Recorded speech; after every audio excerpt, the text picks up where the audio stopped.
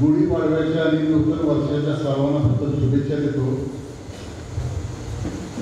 सह्याद्री सहकारी साखर कारखान्याच्या पंचवार्षिक निवडणुकीच्या निमित्तानं या ठिकाणी आपल्या गावामध्ये उपस्थित असलेले आपले महाराष्ट्र राज्याचे माजी सहकार मंत्री आदरणीय बाळासाहेब पाटील साहेब, त्याचबरोबर आपल्या कडेगाव तालुक्यातील ज्येष्ठ नेते शिंगणगावचे आदरणीय आनंदराव वकील, आदरणीय विलासराव तात्या, आदरणीय मोहन काका, आदरणीय बाळकृष्ण आप्पा, आदरणीय प्रकाश दादा आणि आमच्या कडेपूरचे लोकनियुक्त सरपंच आमचे बंधू आदरणीय सतीशराव देशमुख, त्याचबरोबर युवक नेते नेताजीराव नाना, आदरणीय या गावचे ज्येष्ठ नेते प्रल्हाद आप्पा, उपस्थित असलेले आपले तालुका काँग्रेसचे अध्यक्ष हिंगणगावचे आमचे मित्र आदरणीय प्रकाशराव जाधव, त्याचबरोबर हिंगणगावचे आदरणीय महेश काका,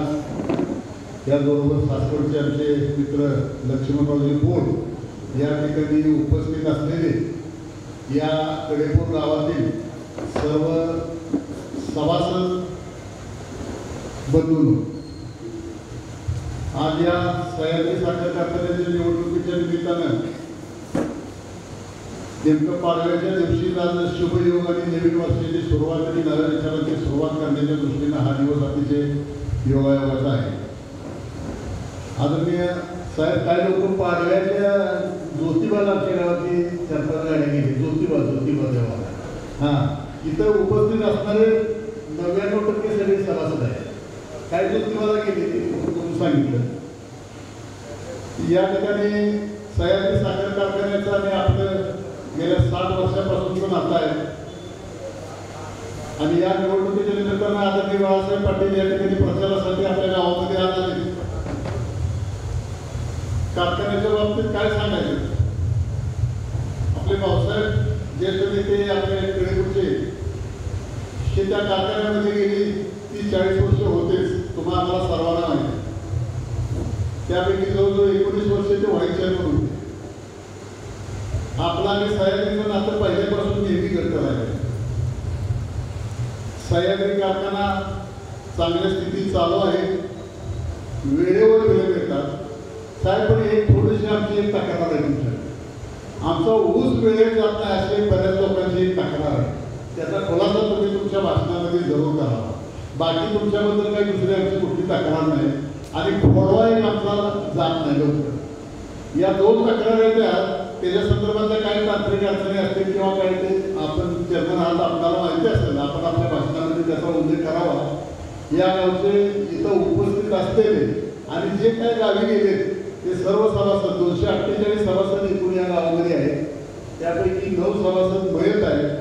239 सभासद आहेत, त्यापैकी जवळजवळ 98% सभासद आपल्याबरोबर बाळासाहेब यांची 100% खात्री मी तुम्हाला देतो. यामध्ये एक किंचित कोणतीही चूकभूल होणार नाही. सह्याद्री साखर कारखान्याच्या निवडणुकीमध्ये कोणतं पॅनेल पडतंय किंवा कोणतं पॅनेल आलंय याचा आम्ही कधी विचारही केलेला नाही. आम्हाला फक्त पी डी पाटील साहेबांचं कुटुंबीय आदरणीय बाळासाहेब पाटील, आदरणीय पी डी साहेब स्वतः होते त्यावेळेला तेच होता. त्यामुळे हे जे नातं आपलं हे अजूनही पुढे राहणार आहे. आम्ही तुमच्याबरोबर यापूर्वी होतो, आजही आहोत आणि भविष्यात सुद्धा आम्ही तुमच्या बरोबरच राहणार आहे. तुमचे आमचे कधीही वेळ वाटण्यातून काही पाऊल होणार नाही. तर या ठिकाणी सह्याद्री साखर कारखान्याच्या निवडणुकीच्या निमित्तानं मला सांगायचा विषय असा की विरोधकांनी आता काय या ठिकाणी पॅनल टाकायचा प्रयत्न केला. विधानसभेला काही गोष्टींचा झाला त्यांना वाटायला लागले की आता विधानसभेला मी निवडून आलोय म्हटल्यानंतर पुन्हा सह्याद्री सुद्धा आम्ही ताब्यात घेतली. सह्याद्रीचे हे शून्य सभासद या ठिकाणी बसलेले आणि घाटाखाली असे 35,000 सभासद या ठिकाणी नेहमी सारासार विचार करतात आणि सातत्याने गेली 50-60 वर्ष या कुटुंबाच्या हातामध्ये आपण सत्ता ठेवली. याचा अर्थ असा आहे तो कारखानाही त्यांनी चांगला चालवलाय, वेळेवर बिले मिळतात आणि सर्व गोष्टी त्यांच्या चांगल्या सुरळीतपणे चालू असताना इतर कोण काय सांगते त्याचं आपल्याला ऐकायचं काही काम नाही. आणि आपण सर्वांनी, मी काय या ठिकाणी जास्त बोलणार नाही, अजून बोलणारे व्यक्ती बरेच या ठिकाणी आहेत, परंतु या ठिकाणी आपण सर्वांनी ताकदीनं पूर्ण गेले महिनाभर झालं हे राजकीय वातावरण सुरू झाल्यापासून मला अनेक जणांनी या तालुक्यातून फोन केले. साहेब, प्रत्येकाला त्याच वेळेला आम्ही सांगून ठेवलं की आपल्याला साहेबांच्या बरोबर राहायचं आहे. अनेक गावातून आले, अमरापुरातून आले, तोंडोलीतून आले, चिखलीतून आले. बऱ्याच लोकांनी विचारलं मला आपलं कसं कसं काय नाही. मला आपलं आहे की नाही, आता आपलं बदलायचं नाही, आपण बाळासाहेबांच्या बरोबर नेहमीप्रमाणे राहायचं. आणि त्या पद्धतीनं सर्व लोक आपल्याबरोबर आहेत. त्या घाटावरून जेवढं मतदान आहे त्यापैकी जवळजवळ 90% जास्त मतदान बाळासाहेब आपणच आपल्या पॅनेलला मिळणार याची 100% खात्री मी तुम्हाला या ठिकाणी देतो. आणि तुमचे असेच लक्ष आमच्या पूर्ण गडेपूरवर किंवा गडेगावच्या तालुक्यावर आपलं राहावं. कैलासवासी यशवंतराव चव्हाणांनी सह्याद्री कारखान्याच्या कार्यक्षेत्रामध्ये सातारा तालुक्यातली 4 तालुके जरी असले तरी माझा स्वतःचा तालुका जेव्हा माझी माणसं म्हणून त्यांनी हा गडेगाव तालुका आपल्या कारखान्याला जोडून घेतलेला आहे. तर तुमचं यशवंतराव चव्हाणांची माणसं म्हणून आमच्यावरून लक्ष असावं. आम्हीही तुमचीच आहे, आम्ही काही तुमच्यापासून बाजूला गेलो अशाचा भाग नाही, परंतु तुमचं लक्ष आमच्यावर असावं. या घाटाला सुद्धा तुम्ही नेहमी प्रतिनिधित्व द्यावं अशी आमची भावना आहे. काय तांत्रिक अडचणी आहेत, आम्ही भेटलो होतो. या घाटामध्ये 2 सीट असल्यामुळं आणि घाटाखाली आपलं मतदान जास्त असल्यामुळं आपण ही मागणी करणं बरोबर नव्हतं. 12,000पैकी 10,000 मतदान खाली आहे, 1200 मतदान फक्त आपल्या तालुक्यात आहे. तर त्या लोकांची मागणी होती, त्यामुळे तिथं निश्चितपणानं तोच विचार बाळासाहेबांनी केला आणि करणं गरजेचंच होतं. त्यामुळे आमची कुठलीही तक्रार नाही, आम्ही त्या बाबतीत कुठं नाराज आहे असाही विषय नाही. परंतु यशवंतराव चव्हाणांचा तालुका म्हणून आणि तुमच्यावर प्रेम करणारा तालुका म्हणून आपण नेहमी गडेगावर बारकाईने लक्ष ठेवावं, आम्हाला प्रेम द्यावं. आणि इथून पुढं आणि उद्याच्या निवडणुकीत सुद्धा आम्ही तुमच्याबरोबर आणि खंबीरपणानं 100% आम्ही तुमच्याबरोबर आहे. आपल्या पॅनेलला आम्ही शुभेच्छा देतो, तुम्हाला सुद्धा आम्ही सगळ्या शुभेच्छा देतो. आणि या ठिकाणी आपण सर्व सभासदांनी आता यानंतर कुठली सभा होणार नाही, डायरेक्ट 6 तारखेला 5 तारखेला मतदान आहे. मतदाना दिवशी आपण सर्वांनी PD पाटील पॅनेलचं चिन्ह गपबशी आहे, त्या गपबशीला आपण मतदान करून 21 मतं त्याचा अधिकार आहे. जिथं जिथं गपबशीचं चित्र दिसेल तिथं बरोबर सेंटर बघून, नाहीतर खाली वर काय करू नका. आता शिक्का आहे तो काय इलेक्ट्रॉनिक म्हणून आहे, हातानं शिक्का उठवायचा. सर्वांनी व्यवस्थित उठवा आणि PD पाटील पॅनेल प्रचंड मताधिक्यानं विजय करूया अशी एवढी सर्वांना मी विनंती करतो. आणि तुमच्या वतीनं आदरणीय बाळासाहेब पाटील साहेब यांना मी खात्री देतो की गडेपूरमध्ये आम्ही कोणत्याही परिस्थितीत तुम्हाला 98% तरी मतदान कधी होऊन देत नाही ही खात्री देतो. आणि मी माझे 2 शब्द संपवतो. जय हिंद, जय महाराष्ट्र. आणि मग त्याला दिवसभर अनेक मंडळी भविष्यात तयार होतात, पण त्याला तोंड प्रखर पद्धतीने द्यायचं असेल तर ते सभासदांच्या हातात असतं. म्हणून आपण सर्वांनी आपला मनाचा विचार करून पंचवार्षिक निवडणुकीमध्ये ह्या PD पाटील पॅनेल आपण सर्वांनी निवडून द्यावं असं त्यांनी आवाहन केले. त्यास आपण सर्वांनी प्रतिसाद दिलेला आहे. यानंतर आदरणीय कारखान्याचे चेअरमन साहेब उपस्थित झाले, त्याबद्दल त्यांचा या ठिकाणी सत्कार आणि सन्मान आपल्या गावाच्या वतीने आणि सर्व सभासदांच्या वतीने होत आहे. त्याचा त्यांनी स्वीकार करावा अशी मी त्यांना विनंती करत आहे. आदरणीय बाळासाहेब पाटील चेअरमन सह्याद्री सहकारी साखर कारखाना यांचा सत्कार प्रथमतः गावचे ज्येष्ठ नेते आदरणीय विलासराव तात्या आणि या भागाचे ज्येष्ठ कायदातज्ञ आदरणीय ॲडव्होकेट जाधव साहेब तथा वकील यांचे शुभ हस्ते संपन्न होत आहे. त्याचा त्यांनी स्वीकार करावा अशी मी त्यांना विनंती करतो. आदरणीय चेअरमन साहेब यांचा सत्कार सोहळा या ठिकाणी संपन्न होत आहे. सर्व समाजाला उपस्थित असलेल्या आदरणीय तात्याने जाधव वकील साहेब यांचे शुभ हस्ते या सत्कार सोहळा संपन्न होत आहे.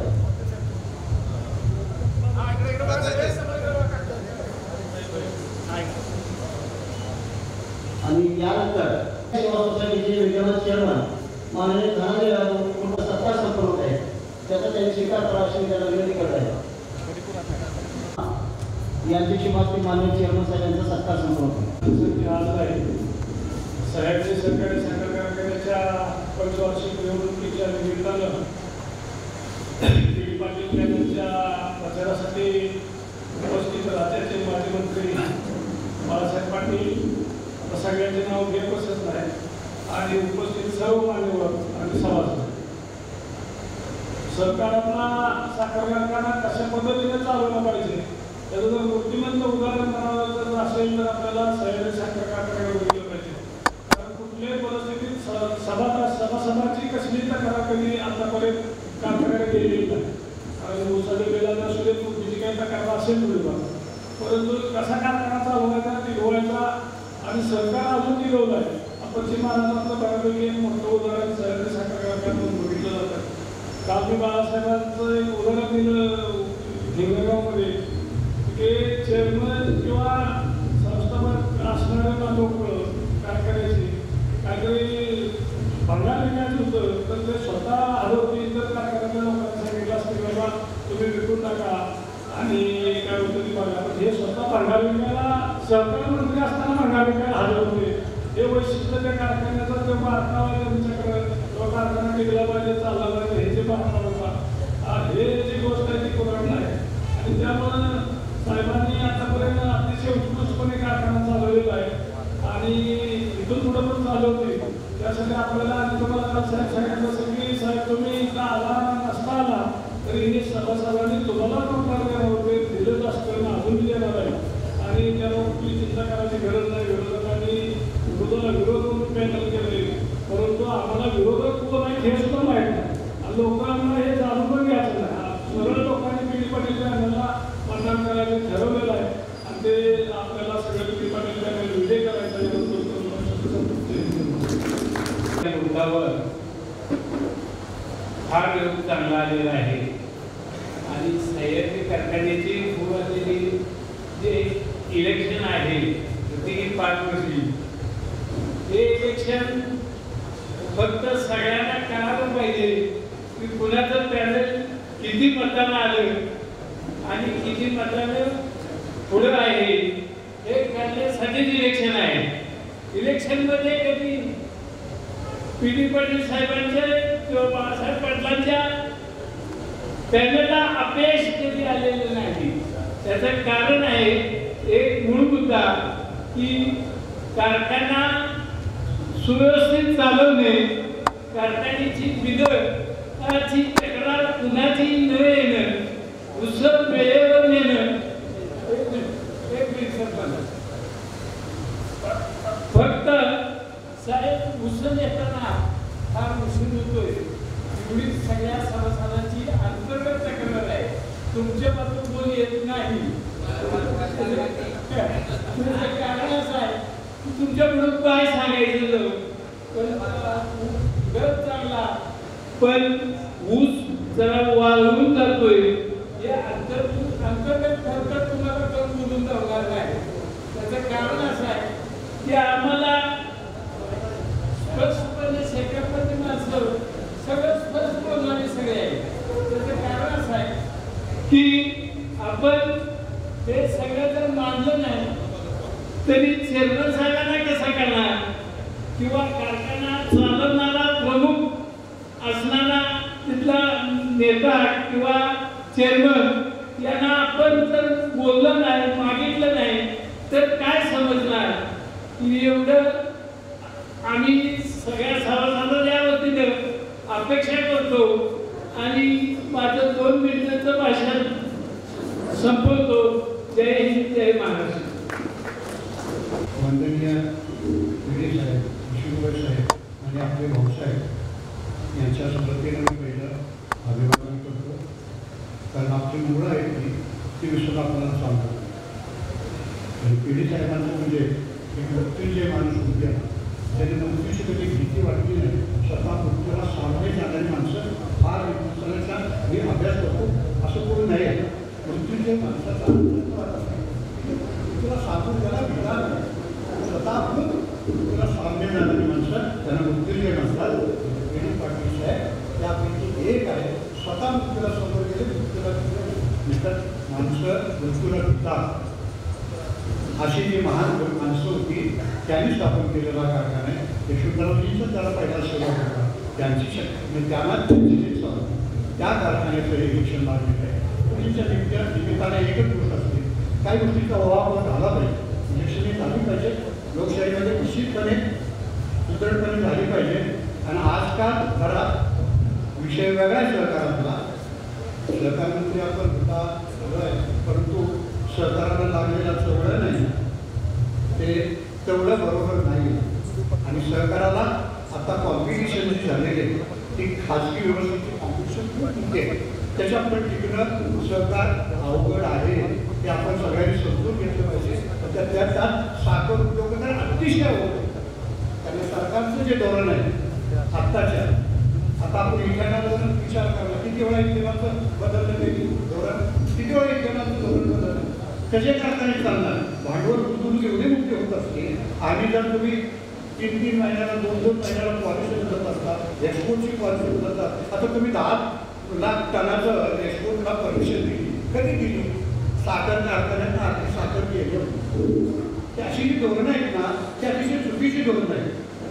कारण आत्ता साखर ह्या वर्षीचं साखर उत्पादन 17% घटलेलं आहे टोटल. आत्ता देशाचं साखरेचं आपण अनुमान धरलं तरी 300 लाख टन साखर होईल. नाही होत एवढी. 270 लाख टनाच्या वरती देशाचं जात नाही. महाराष्ट्राचा आपण 85 टार्गेट महाराष्ट्रामध्ये दाखवतो, तेवढं सुद्धा होत नाही. 75 लाख टनाच्या आसपास आपण जाऊ. म्हणजे साखर ही शॉर्टेज आहे. बफर स्टॉक सुद्धा शॉर्टेज होणार आहे. याच्या पुढचे दिवस आणखी अवघड आपल्याला येणार आहे निश्चितपणाने. कारण खाजगीकरणाचा दाब एवढा वाढलेला आहे. आत्ता आपल्याला जवळ 200 कारखाने महाराष्ट्रात असतील, त्यातले 100 सहकार आपलं खाजगीच आहे, 99 सहकारातले कारखाने. असा आपण जर पाहिलं तर ह्या सगळ्या गोष्टी आणि उपपदार्थाने जे करायचे आहेत त्या कारखाने, ज्या कारखान्याने उपपदार्थ करतात, कोजनरेशन आहे, डिस्टिलरी आहे, किंवा आता हे घरचं आहे, इथेनॉलचं आहे, हे केल्याशिवाय नुसत्या साखर उत्पादनावर कुठलाच कारखाना सक्षम होऊ शकत नाही. निश्चितपणे तुम्ही कधी अभ्यास करा, तुम्ही चालू करतो नुसत्या साखर उत्पादनावर कारखाना कुणाचाही प्रॉफिटमध्ये येऊ शकत नाही किंवा टर्नओव्हर त्याचा ब्रेक इव्हन पॉईंटला सुद्धा तो पोहोचत नाही. अशी अवस्था आहे त्या कारखान्याची. त्या सरकाराला तरी वक्रदृष्टी असल्यामुळे केंद्रीय सरकारची आणि सरकारांची अतिशय अवघड चाललेली आहे. धोरणं सारखी बदलत आहेत. अशा परिस्थितीत हा कारखाना आपला टिकवून धरला पाहिजे. आणि त्यासाठी सभासदांनी असे जे मोजके कारखाने चांगले आहेत, नाहीतर आपण आपणाला स्वतःलाच अडचणीत आणणार आहोत. सभासद जर अशा चांगल्या कारखान्यांना आपण आता सपोर्ट नाही केला, त्यांच्याबरोबर आपण नाही राहिलो आता अशा चांगल्या कारखान्यांच्या बरोबर, तर आपण आपलं स्वतःचं नुकसान करून घेतोय. आता महाराष्ट्रातले काही मोजके कारखाने असे आहेत आपल्या जवळपासचे सुद्धा, की जे सभासदांना त्यांच्या इच्छेनुरूप किंवा FRP प्रमाणे त्याची बिलं देत आहेत, वेळेत देत आहेत, त्या सगळ्यांच्या गोष्टी आहेत. ह्या त्याला हा कारखाना बरोबर साथ देणार आहे. त्या पद्धतीचा सह्याद्रीचं वर्किंग आहे. अशा पद्धतीचा कारखाना चांगल्या पद्धतीने चालवावा. त्याच्या सभासदांना आहेत त्या पद्धती चांगल्या चालावेत. बाळासाहेब तुम्ही चांगला कारखाना चालवला आहे, पण याच्यापेक्षा लोकांच्या अपेक्षा पुढे वाढत जाणार आहे. आणि कारखान्याला सर्वात मोठा तिथं पुढं सेटबॅक आहे तो मजुरांचा. आणि मजुरांचा जिथं सेटबॅक असतोय तिथं शेतकऱ्यांचं गणित लेट होत चाललंय. यावर्षी इलेक्शनमुळं आणि दिवाळीमुळं गणित लेट सुरू झालं.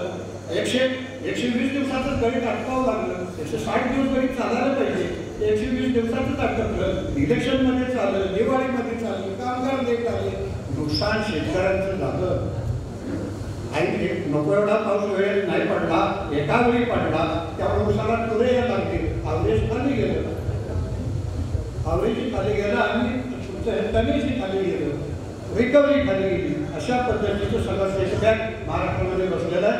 17% साखर आत्ताच उत्पादन कमी झालेलं आहे. आणि पुढचा वेळ कसा येईल सांगता येत नाही. तुम्हाला प्लॅनिंग आत्तापासून सभासदांसाठी मजुरांचं प्लॅनिंग करावं लागेल. कारण ज्याकडून आपल्याला मजूर येत होते तिकडे आता सोबत आलेले आहे, तिकडे पाणी गेलेलं आहे, त्यांच्याकडे कारखाने उभे राहिलेले आहेत. त्या मजुरांच्या भरोशावर आपल्याला करता येणार नाही. यांत्रिकरण वाढावं लागेल. त्यासाठी पण मोठमोठ्या शेती एकत्रित कराव्या लागतील. सामुदायिक शेती किंवा जवळच्या एकत्रित दोन प्लॉट करावे लागतील. असं काहीतरी उत्तर करावं लागेल.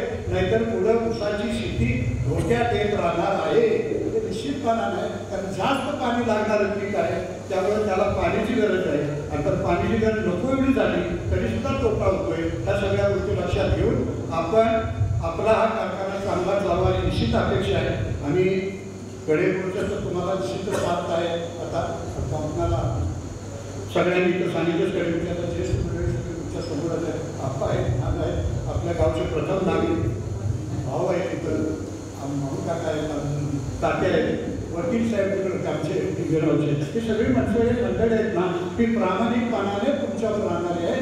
आणि म्हणून तुम्हाला निश्चितपणे खात्रीने आम्ही सांगतो की या मतदारसंघात या गटामध्ये तुम्ही निश्चितपणे येईल नसतात. कारण सगळ्या प्रमुख नेतृत्वांचं बंधुभाईचं सांगितलं तर प्रमुख नेतृत्व तुमच्याबरोबर या भागात सहकार्यात आहे. त्यामुळे या गटामध्ये तुम्हाला काळजी करायची कुठली गरज नाही. एवढंच काय आपण आपले पाहुणे काही जर पाहिजे असतील तर त्यांना सुद्धा आपण हा विषय समजावून घेतलं पाहिजे की नुकसान आपण आपलं स्वतःचं करून घेऊ नका.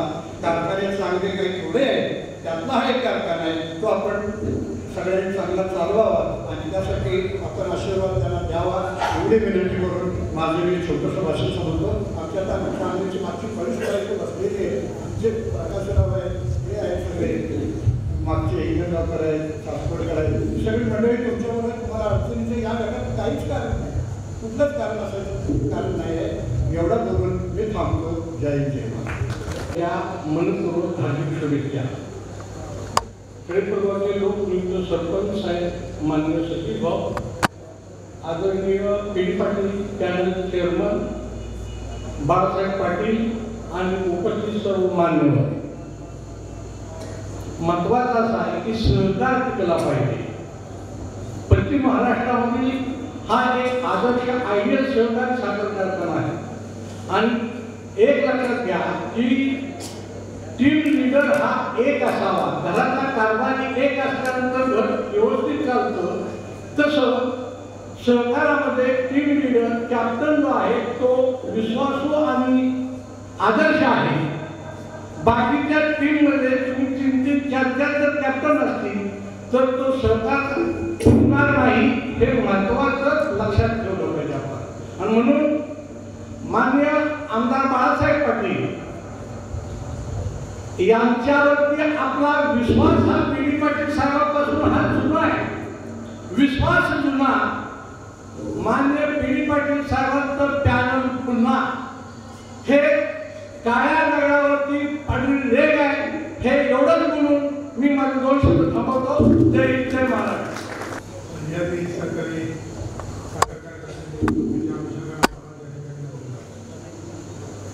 कारखान्याचे विद्यमान अध्यक्ष बाळासाहेब पाटील त्याचबरोबर व्यासपीठावरती सर्व सन्मान्य उपस्थित सन्मान्य सभा. सरकारी संस्थांची निवडणूक हा त्या गंभीरपणे घ्यायचा विषय झाला. महाराष्ट्रात आता फार दुर्मिळ आताच्या बोटांमध्ये इतकेच कारखाने सरकारच्या जोरावर शिल्लक राहिले. सभासदांच्या मालकीचे 35,000 सभासदांचे ही संबंधाचा हा प्रश्न आणि त्यांचे जीवनमान उंचावणारं काम 40 वर्ष या साखर कारखान्याने केले सातत्याने केलेले आहे. कधीही कारखान्याच्या संदर्भात कुठल्याही प्रकारचं चुकीच्या पद्धतीने कामकाज न झालेलं नाही. आपल्या गावात सतत आपण काय करत असतो की पूर्ण विचारांचे निर्णय घेणारे हे गाव अनेक वेळेला तुमच्या बरोबर काही वेळा तुमच्या विरोधात भूमिका घेऊन आम्ही काम केले. पण वस्तुस्थिती बघायला गेलं तर आजची परिस्थिती अशी आहे की आज सगळ्या सभासदांच्या मालकीचा कारखाना टिकला पाहिजे याची आंतरिक तळमळ सगळ्या सभासदांची टोटल कारखान्याच्या कार्यक्षेत्रात सुद्धा ह्याच प्रकारची भूमिका आहे. मी खाली काही घाटाघाटच्या गावातून गेलो होतो. काही ठिकाणी चर्चा झाली. सगळ्यांचं मत एकच आहे की महत्वाकांक्षी लोकांची जरी कोणी एखादी आली आणि त्यांनी काही प्रयत्न केला तरी सभासदांची भूमिका मात्र पी पाटील कारखान्याच्या वतीनं सातत्याने त्यांनी प्रामाणिकपणे त्या कारखान्याशी योगदान दिले अशा कुटुंबाच्याच बाजूने सगळे बोलतात. आणि आपल्याकडे तालुक्यात सगळे गट परस्पर विरोधी गट छोटे मोठे गट सगळ्या संघटना एकत्र काम करतात. त्या फक्त बाळासाहेब पाटलांच्या काम करण्याचा प्रतिवर विश्वास ठेवून करतात आणि आपणही त्याच पद्धतीने पुढे सगळ्यात नाही दिलं. अजून सुद्धा दिवस आहेत आपल्या गावात अजून सभा होणार नाही तर जाहीरपणे कोणाला बोलता येणार नसेल तर आपण सगळ्या गावांनी गेलं पाहिजे. आपल्याला शक्य असेल तर फोनवर सगळ्यांना सांगितलं पाहिजे आणि जरी एखादा चुकीच्या वाटत जात असेल तर त्याला सुद्धा सांगितलं पाहिजे की भरकटू नकोस. ही काही निवडणूक घ्यायची नगरपरिषदेची निवडणूक करेल. ही निवडणूक तुमच्या कुटुंबाचा असतील भविष्यात चांगलं राहणार का राहणार याची डिग्री नाही. त्याचा विचार करून प्रामाणिकपणे चांगला निर्णय घे असं सांगायचं काम आपण सगळ्या केलं पाहिजे आणि ते करूया आणि सगळ्यांनी आपण बाळासाहेब पाटलांच्या कामाला साथ देऊया. तेवढं मी सांगतो. माझ्या साखर कारखान्याचे चेअरमन सन्माननीय आमदार बाळासाहेब पाटील, माजी आमदार बाळासाहेब पाटील, त्याचप्रमाणे या मंचावर उपस्थित असलेले आमचे आदरणीय ज्येष्ठ नेते विलासराव तात्या, आदरणीय या विभागाचे पूर्वी पंचायत समिती सदस्य होते जाधव होते साहेब, त्याचप्रमाणे बाळकृष्ण आप्पा, सुरेश यादव, आमचे प्रकाश दादा, नेताजी दादा, त्याचप्रमाणे आमचे कृषी संघटन आलेले शशिकांत पाटील, विश्वास बापू, त्याचप्रमाणे आमचे प्रकाश जाधव, लक्ष्मण कोळ, परत हिंदू सरपंच महेश कदम, इथं उपस्थित असलेले सह्याद्री सहकार कारखान्याचे सर्व सभासद, ग्रामस्थ साहेब, आता तुम्ही सगळा मतदारसंघ कारखान्याचे 4-5 तालुक्यामध्ये प्रचार केलेला आहे. वातावरणाचा अंदाज आलेला आहे. इथं पण पैकीच्या पैकी मग नेताना म्हणले 97-98%, पण माझं तर मत 100% मतदान तुम्हाला व्हायला पाहिजे आणि होणारच. कारण का तुमचं कामकाज कसं आहे, सह्याद्री कारखान्याच्या निमित्तानं तुमचा कधी तुम्हाला त्रास नाही. आता उसळ जाण्याच्या बद्दल थोडीशी तक्रार आहे, परंतु ते तुम्ही येत्या काळामध्ये दूर करा. तुमचे जी काही वाढीव कॅपॅसिटी आहे ती पूर्ण कॅपॅसिटी ज्यावेळी कार्यान्वित होईल त्यावेळेला ऊस जाण्याचा सुद्धा जो प्रश्न आहे तो मिळेल. अशा पद्धतीने मी खात्री चेअरमन साहेबांच्या वतीने पण देतो, पण चेअरमन साहेब त्यांच्या भाषणात देतील. दुसरा सभासदाचा महत्वाचा विषय आहे की समजा एखाद्या सभासदाच्या नावावर 5 शेअर्स आहेत, 3 शेअर्स आहेत, 10 शेअर्स आहेत, तुम्ही पिढी साहेबांच्या काळात घेतलेले, भाऊसाहेबांच्या काळामध्ये घेतलेले, तर त्या कुटुंबात त्यांचा म्हणणं आहे की सुनांच्या पोरांच्या नावावरती विभागून आम्हाला मिळावे. हायच सभासद आहे, येणारे पण घेणारे पण. त्यामुळं त्यांना काय फारसे तुमचे अडचण असायची कारण नाही. तुम्ही त्या बाबतीत तुमच्या भाषणामध्ये उल्लेख करून करालच. आणि दुसरी गोष्ट, जे मयत सभासद आहेत त्यांचा वारसाच्या नोंदीचा जो भाग आहे तो सर्व सभासदांची जी मागणी आहे ती अशी आहे की गट ऑफिसवर पूर्तता करून आम्हाला शेअर्स ट्रान्सफर करून मिळावा. कारखान्यावर सगळ्यांना एवढा लागून एलपाटा मारायला बंद नाही आणि कारखान्यावर अनेक बरेचसे शेअर्स ट्रान्सफर व्हायचे राहिलेले ही वस्तुस्थिती आहे. त्यामुळे त्या बाबतीत आपण आपल्या भाषणामध्ये योग्य खुलासा करा किंवा लोकांना दिलासा द्या. आणि कारखाना चांगल्या पद्धतीने चाललाय, कारखान्याबद्दल कोणाचं दुमत असायचं कारण नाही. फक्त जरा ऊस तोडीचा एक महत्वाचा विषय आहे आमचा. कारण का 18-20 महिन्यात काय लोकांची ऊस गेली, तर ते तुमचा पण दोष आहे असं नाही. कारण त्या टोळ्या, यंत्रणा, गाळप आणि त्यात पण तुमचा विधानसभा मतदारसंघाचा प्रायव्हेटचा विषय राहतो. आणि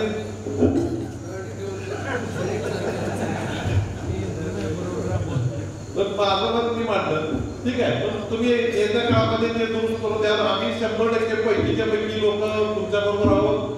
यापूर्वी या भागातून पिढी साहेबांच्या बरोबर माऊलीकर दादा असतील, आमचे साहेबराव पैलवान असतील, आमचे दादासाहेब भाऊसाहेब वकिलांना या लोकांनी पिढी साहेबांच्या बरोबर नंतरच्या काळात तुमच्या बरोबर आम्ही सगळ्यांनी काम केलेलं आहे. बाबा असतील, संग्रामभाऊ असतील, आमचे विलास तात्या असतील, बंडूभाई असतील, आम्ही सगळे आणि इथं पुढच्या काळामध्ये आम्ही तुमच्या बरोबर ठामपणे काम करू अशा पद्धतीने या सगळ्यांच्या वतीनं हमी देतो. आदरणीय पृथ्वीराज बाबा आणि संग्राम भाऊ यांचा सुद्धा आपल्याला सगळ्यांचं पाठबळ आहे. मी त्यांच्या दोघांच्या वतीनं ज्यांचा सख्खा भाऊ या नात्यानं मी तुम्हाला या पिढी पाटील पॅनलला मी पाठिंबा पण देतो आणि त्यांचं मत पण मांडतो. जय हिंद, जय महाराष्ट्र. असलेले तालुक्याचे काँग्रेस अध्यक्ष प्रकाश जाधव, महेशराव कदम, कृष्णराव सुरेश यादव, हिंगणगावचे आपले ज्येष्ठ मार्गदर्शक ॲडव्होकेट आनंदराव जाधव, सुरेशराव यादव, कुशेश्रावचे माजी सरपंच सुरेशराव पाटील बापू, नंदकुमार सोलापुरे, कुंडलचे आमचे सहकारी मित्र विजय पवार, प्राध्यापक रमेश कदमकर, प्राध्यापक आशिष घाडगे. आता ज्यांनी महाराष्ट्र केलं ते आपले सरपंच सतीशराव यादव भाऊ, उपसरपंच वैभव यादव, त्याचप्रमाणे विलासराव यादव तात्या, प्रकाशराव जयसिंग यादव दादा. ज्यांनी या ठिकाणी प्रस्ताव केला ते ॲडव्होकेट सत्यजित यादव देशमुख, ज्यांनी मार्गदर्शन केले बाळकृष्ण यादव अप्पा, मोहनराव यादव काका, प्रल्हादराव यादव, नेताजीराव यादव, पंडितराव यादव, ॲडव्होकेट उदयसिंह यादव, अविनाश यादव, नारायण यादव, अशोक यादव, दाससाहेब यादव, विठ्ठल सहकारी कारखान्याचे कार्यकारी संचालक श्री सुहास यादव, वसंतराव यादव अप्पा, अनिल यादव, माजी उपसरपंच, धनाजीराव यादव, आबासाहेब यादव, दौलतराव यादव, सर्जेराव यादव, निवासराव यादव, धनीकुमार यादव, सोसायटी चेअरमन, स्वपनराव यादव, बापूराव मांडवे, त्याचप्रमाणे विष्णू माळी, रामचंद्र कुंभार, शकील पुराणे, दासराव यादव, विश्वजित यादव, अजित सिंग यादव, उपस्थित सर्वच या ठिकाणी असलेले सर्व गावातली ज्येष्ठ मंडळी, तरुण सहकारी, उपस्थित सर्व बंधू, आज या ठिकाणी आपल्या सह्याद्री कारखान्याच्या निवडणुकीच्या निमित्तानं आपण ही प्रचाराची सभा या गावामध्ये आयोजित केली आणि या गुढीपाडव्याच्या शुभमुहूर्तावर आपण सर्व उपस्थित आपला सर्वांना गुढीपाडव्याच्या शुभेच्छा देतो.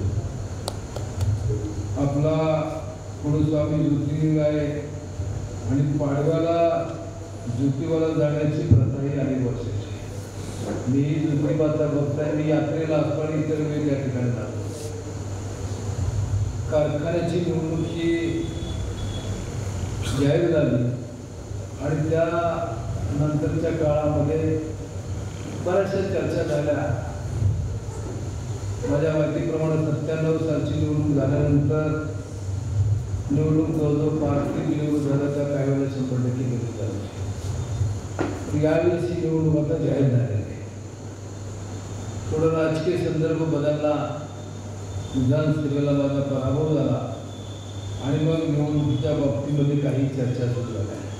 तर राजकारणात होतं कमी अधिक त्या ठिकाणी घडत राहतात. या निवडणूक प्रक्रियेमध्ये आता प्रचार हा अंतिम टप्प्यामध्ये आहे. खरं तर या सहकारी संस्थांच्या निवडणुका या विधानसभेच्या अगोदर होणं अपेक्षित होतं, परंतु विधानसभेच्या निवडणुका म्हटल्यानंतर राज्यामधल्या बहुतांशी कारखान्यांना त्या ठिकाणी मुदतवाढी देण्यात आली आणि मग 31 डिसेंबर झाल्यानंतर ही प्रक्रिया सुरू झाली. आपल्या कारखान्याची स्थापना ही आदरणीय यशवंतरावजी चव्हाण साहेबांच्या विचारातून झाली आणि चव्हाण साहेबांनी कराड उत्तर मतदारसंघामध्ये हा कारखाना उभा करत असताना, कारण थोडासा भौगोलिकदृष्ट्या तालुका हा मोठा आहे आणि भौगोलिकदृष्ट्या तालुका मोठ्या कराड तालुका असल्यामुळं तिथं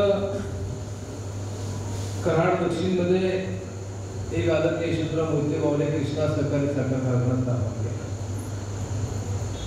आणि मग साहजिकच चर्चा सुरू झाली की कराड उत्तरमध्ये कारखाना असा.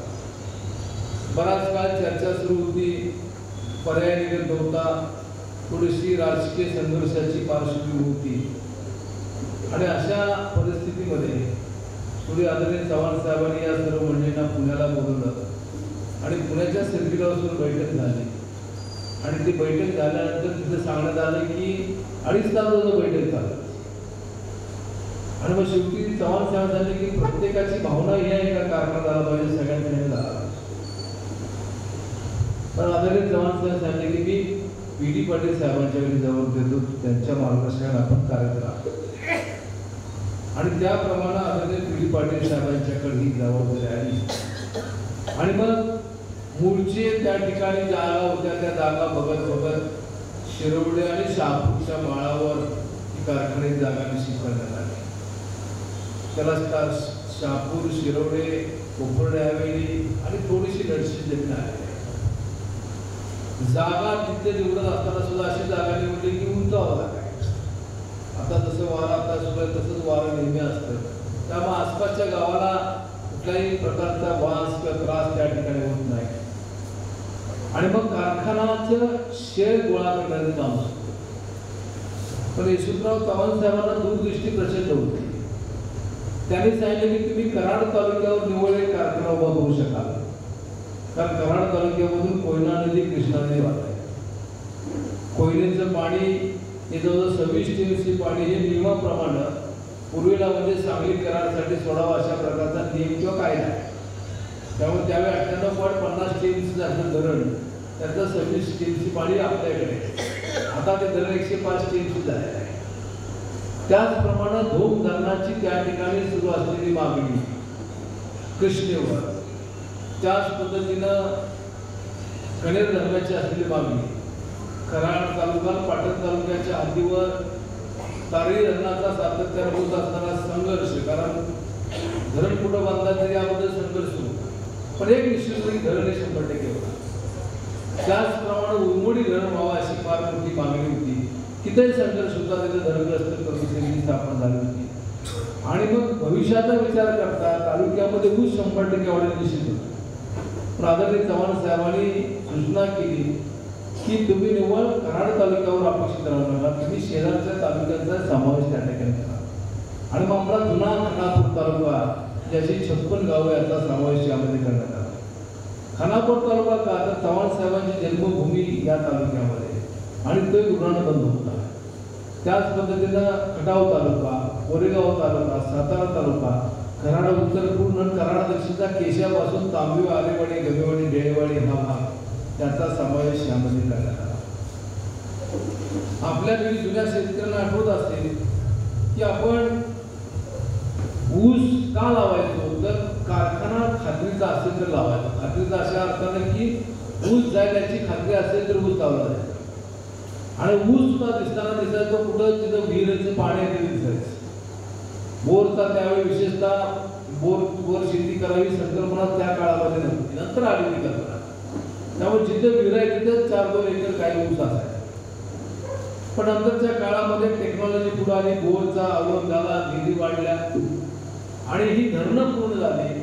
कराड तालुक्यामध्ये सह्याद्री कारखान्याची जी शक्ती निर्माण झाली त्याच्या माध्यमातून लहान मोठ्या 16 लिफ्ट इरिगेशनच्या मोठ्या आणि लहान मोठ्या 16 अशा त्या ठिकाणी करण्यात आल्या. त्याच पद्धतीने कराड तालुक्यामधून जाणारा जो त्या ठिकाणी जो अरफलचा कॅनल आहे त्याच्या माध्यमातून क्षेत्र मोठ्याने बागायत झालं. त्या कॅनलच्या पूर्व बाजूला धनगरवाडी, अंबरवाडी या योजना व्हाव्यात अशी आदरणीय पी.डी. पाटील साहेबांनी आधी सातत्यानं मागणी केली. त्यापैकी अंबरवाडीचं पाणी गेल्या वर्षी काही ठिकाणी आलं. त्या वर्षी धनगरवाडीचे ट्रायल झाले, 5-7 तास पाणी त्या ठिकाणी आलं. आणि मग आता तिथेही ऊस मोठ्या प्रमाणात वाढतोय. कोरेगाव तालुक्यामध्ये ऊस वाढतोय. सुरुवातीला 1250 मेट्रिक टनाचा असलेला कारखाना हा अल्पावधीमध्ये 2500 टनाचा करण्यात आला. मी इथं एक चार्ट घेऊन आलेला आहे मुद्दा की आपला 50 वर्षाच्या काळामध्ये काय काय घडलं. तर 50 वर्षाच्या काळामध्ये मी 50च्या 50 वर्ष काय वाचून आपला वेळ घेऊ इच्छित नाही, परंतु 74-75ला आपला गणित हंगाम सुरू झाला. त्यावेळेस 3395 हेक्टर एवढं क्षेत्र आपल्या ठेवून होतं. 1,57,561 टन एवढं गणित झालं. हेक्टर उत्पन्न 74.180 टन. दुसऱ्या वर्षी काय आलं, 75-76ला नोंद वाढली आणि ती नोंद झाली 3,875 हेक्टर. आणि त्यावेळेस गणित झालं 2,234 टन झालं आणि 75.20 एवढं ॲव्हरेज मिळालं. साहजिकच असं घडलं की 2 लाख टनाचं गणित केलंय म्हणजे हे फार मोठं काम आपण केलंय असं आपल्या सर्वांच्या लक्षामध्ये आलं. आणि त्यावेळेस हा कारखाना मूळ आदरणीय चव्हाण साहेबांच्या विचारातून झाला. चव्हाण साहेबांनी या कारखान्याचं भूमिपूजन केलं, मोळी पहिली टाकली. पण 2 लाख टनाचं गणित झाल्यानंतर चव्हाण साहेब कारखान्यावर आले होते. आणि तिथं बऱ्याच संस्थांमध्ये हा प्रकार आहे की पतसंस्था असेल, बँक असेल, कारखाना असेल, एक व्हिजिट बुक ठेवलं जातं आणि त्यामध्ये नोंद प्रमुख व्यक्ती त्या ठिकाणी नोंद करतात. आणि चव्हाण साहेबांनी तिथं लिहिलं की तुम्हाला का सांगतोय की दूरदृष्टी किती होती हे या ठिकाणी या निमित्तानं आपल्या सर्वांच्या पुढे दिसतं. 2 लाख टन ऊसाचे गणित पूर्ण ज्या दिवशी झाले त्या या कारखान्याच्या इतिहासातील महत्त्वाच्या क्षणी कारखान्यास योगायोगाने भेट देऊ शकतो याचा आनंद आहे. श्री पी.डी. पाटील व त्यांचे सहकारी संचालक यांचे मनापासून अभिनंदन. साखर कारखान्याच्या तज्ज्ञांच्या मते ही कार्यकृती उज्ज्वल भविष्याचे द्योतक आहे. पुढे चव्हाण साहेबांनी असं लिहिलं आहे, चिकाटीने, संयमाने व जाणतेपणाने विस्तार योजनेचा पाठपुरावा करणे आवश्यक आहे. मार्गात अडचणी आहेत पण अडचणी केव्हा नसतात. माझा विश्वास आहे की पी.डी. पाटील व त्यांचे सर्व सहकारी या अडचणीवर मात करतात. या यशस्वी मार्गक्रमणाचे मला बरेचसे आनंद आहे. पुढच्या वाटचाली संपूर्ण शुभेच्छा. खाली सही आहे यशवंतराव चव्हाण, 8 मे 76. म्हणजे त्या काळी चव्हाण साहेबांनी सांगितलं की भविष्याचा विचार करता आपल्याला विस्तारवाढी करावी लागेल. पुढं काय घडलं की पुढं सातत्यानं आपण जर बघितलं तर ऊस हा वाढत सातत्याने गेला. मग 1250 टनाचा कारखाना 2500 टनाचा केला, पुन्हा 5000 टनाचा झाला आपला कारखाना, पुन्हा 7500 टन झाला. यापैकी 2 हंगाम असे आहेत की मी तुम्हाला आपला सर्वांना सांगतो. त्यामधला 22वा हंगाम हा 95-96 साली होता. त्यावेळी आपल्याकडे नोंद होती 18,513 हेक्टर नोंद होती आणि 12,50,748 टन आपण गृहीत केलं आणि कारखाना चालला 251 दिवस. 8 जुलैला कारखाना बंद झाला. त्या काळामध्ये खाजगी किंवा इतर सहकारी कारखाने नव्हते आणि 8 जुलैपर्यंत कारखाना चालला आणि हे सर्व गणित आपण केलं. हे कशामुळे शक्य झालं तर सहकारी कारखानदारीमुळे शक्य झालं. त्यानंतर मग पुन्हा ऊस वाढत गेला, 17,000, 18,000, पुन्हा 15,000, 16,000 असा होत गेला. त्यामध्ये तुम्हाला दुसरं एक वर्ष आपल्याला सांगतो की ज्यामध्ये एक चांगली क्रांती घडली. 40व्या हंगामामध्ये 13-14 सालामध्ये कारखान्याच्या कार्यक्षेत्रामधलं हेक्टरी उत्पन्न हे 103 टन झालं.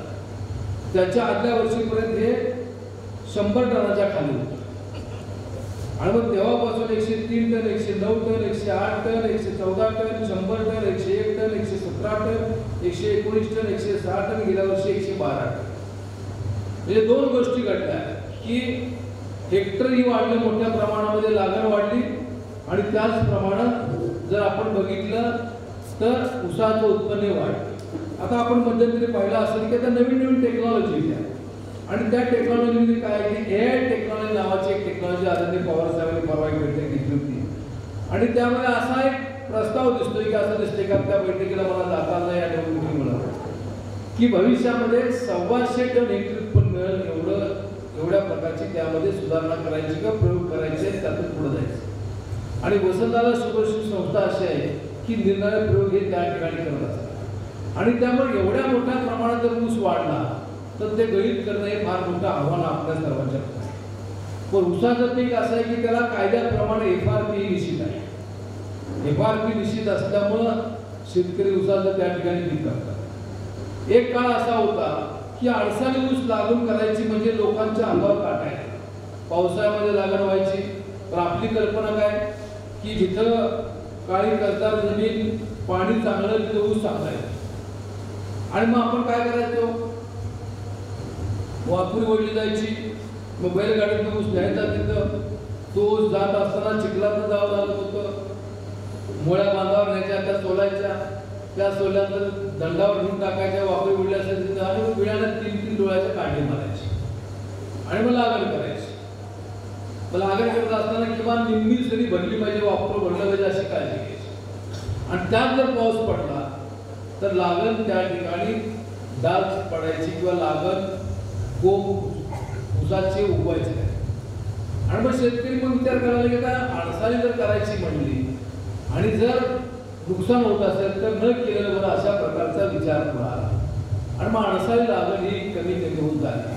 पण अलीकडच्या काळामध्ये आपण पाहतो की अनेक गावामध्ये रस्ते झाले, पाणंद रस्ते झाले आणि विशेषतः 1 डोळ्याची रोपं तयार करणारा नर्सरी मोठ्या प्रमाणामध्ये तयार झाला आहे आणि त्या नर्सरी तयार झाल्यामुळं मग आपण फक्त त्या नर्सरीवाल्याला फोन करायचा किंवा एवढं आम्हाला 1 एकर 2 एकर त्या ठिकाणी लागण करायचे बियाणं आहे का आणि मग बियाण्यामध्ये तो सांगतो की आहे तयार आहे, कुठल्या करायचं आपण सांगतो की आमच्या करता आमची सगळी सोडून द्या. मग तिकडून तो फोनवरून विचारतो की लावून देऊ का फक्त पोचू. आपण म्हणतो लावून देऊ तर विषय मिळतोय आणि त्यामुळं जवळजवळ आपल्या कारखान्याच्या कार्यक्षेत्रामध्ये गेले 6-7 वर्ष 7,200 ते 7,500 हेक्टर एवढी अडसाळीची नोंद होती. आणि यामध्ये प्रामुख्यानं हा प्रश्न आपल्या कारखान्याचा नाही, राज्यातल्या सर्व कारखान्यांचा हा प्रश्न आहे. अडसाळीची लागण मोठ्या प्रमाणावर वाढलेली आहे आणि मग साहजिकच ऊस तोडणीच्या बाबतीमध्ये ताण येतो. आपण जी या ठिकाणी जी व्यथा व्यक्त केली ते जे प्रश्न म्हणजे योग्य प्रश्न आहेत. यामध्ये काय त्या ठिकाणी आम्हाला कारखान्याचं मॅनेजमेंट त्या ठिकाणी आपल्याला त्याला बाजूला करायची अशी भूमिका नाही. त्याला पर्याय काय, तर याला विस्तारवाढ करणं हाच पर्याय आहे. या विस्तारवाढीला आपल्याला काही कारणामुळे उशीर होत गेला. म्हणजे ज्यावेळेस हर्षवर्धन पाटील साहेब राज्याचे सहकार मंत्री होते त्यावेळेस आपण प्रस्ताव दाखल केला, परंतु 97 घटना दुरुस्ती चालू होती आणि निवडणुकीला 2 वर्ष त्या ठिकाणी मुदतवाढ देतात. पण शासनाचं काम असं असतं की एखादं नोटिफिकेशन येतं, एखादा शब्द असा असतो की तो सगळ्यांना घाला. त्याने त्यात दिलं होतं की या मुदतवाढीमध्ये सहकारी कारखान्यांना किंवा सहकारी संस्थांना धोरणात्मक निर्णय कोणताही घेता येणार नाही आणि त्यामुळे आपला प्रपोजल जाऊन सुद्धा आपल्याला परमिशन मिळू शकली नाही. मी प्रयत्न केला, अजितदादा पवार साहेबांना भेटलो, अशोक पाटील साहेबांना भेटलो, पण तो काय शब्द निघाला तिथं वेळ गेला. 14 ते 19ला शासन आलं, फडणवीस साहेबांचं त्या काळामध्ये प्रयत्न केला, त्यावेळेस सुद्धा शक्य झालं नाही. कारण त्या काळामध्ये सुद्धा मी प्रयत्न केला. मी त्या लोकप्रतिनिधी आमदार होतो, मी मला सुभाष देशमुख साहेबांना भेटलो, प्रयत्न केला, परंतु त्यावेळेस सुद्धा काय आपल्याला यश आलं नाही.